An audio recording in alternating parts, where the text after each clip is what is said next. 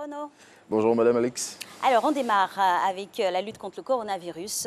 Notre confrère de Soir Info nous fait un constat alarmant dans les hôpitaux, hélas.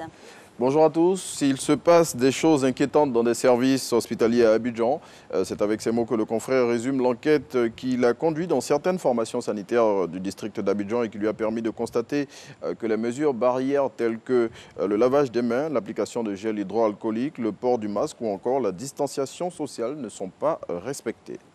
Il faut faire très attention à toutes ces mesures édictées. Ça y va de notre santé à tous, surtout dans les hôpitaux. Alors l'Inter, quant à lui, fait une proposition d'un reportage sur le centre de traitement de Yopougon.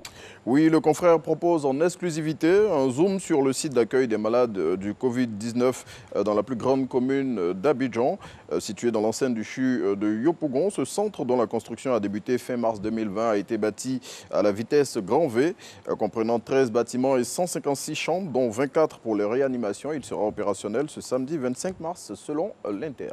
Toujours dans la lutte contre le coronavirus, les autorités ivoiriennes recommandent la vigilance aux populations.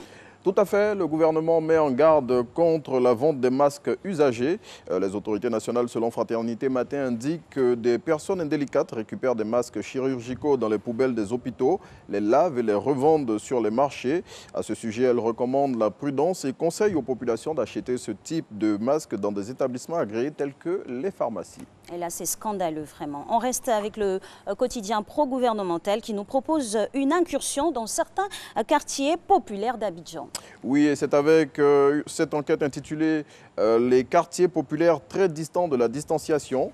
À travers ce jeu de mots, le confrère révèle toute la complexité liée à l'application de la plupart des mesures barrières dans ces cités où les populations vivent dans la précarité et la promiscuité. Et à côté de ça, on observe aussi des violations récurrentes des mesures barrières contre le Covid-19. Le patriote appelle à la responsabilité de tous.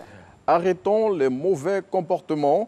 C'est en ces mots que le confrère dénonce tous les actes qui vont à l'encontre des mesures édictées par le gouvernement pour freiner la propagation de la pandémie dans notre pays. Et face à cette situation que le confrère qualifie d'irresponsabilité collective, il pose cette question: à qui croit-on faire du mal? Et toujours dans la même veine, non-respect des mesures de lutte contre le Covid-19. Et on l'a avec l'intéressée Emma Loès qui a été condamnée à 6 mois de prison. Oui, l'actrice ivoirienne a été condamnée avec sursis, donc elle ne fera pas la prison. À l'origine de cette affaire, la célébration de son anniversaire dans la nuit du vendredi dernier, dans des conditions de non-respect total des mesures barrières contre la pandémie. Plus de précisions dans Soir Info. Merci pour cette information et puis on souhaite joyeux anniversaire à tous ceux qui ont pu célébrer leur anniversaire en ce mois d'avril avec sobriété. Lutte contre le coronavirus, les forces de défense et de sécurité utilisent les moyens technologiques. Oui, la gendarmerie nationale utilise des drones pour la surveillance des corridors dans le cadre de la mesure d'isolement du Grand Abidjan.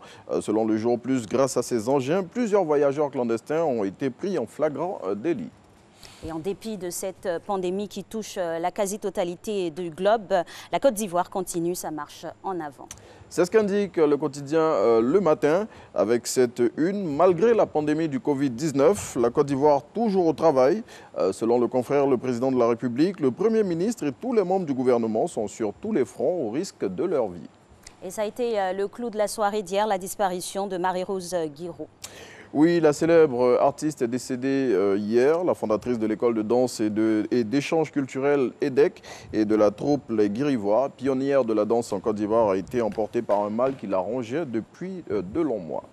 Voilà, on lui souhaite.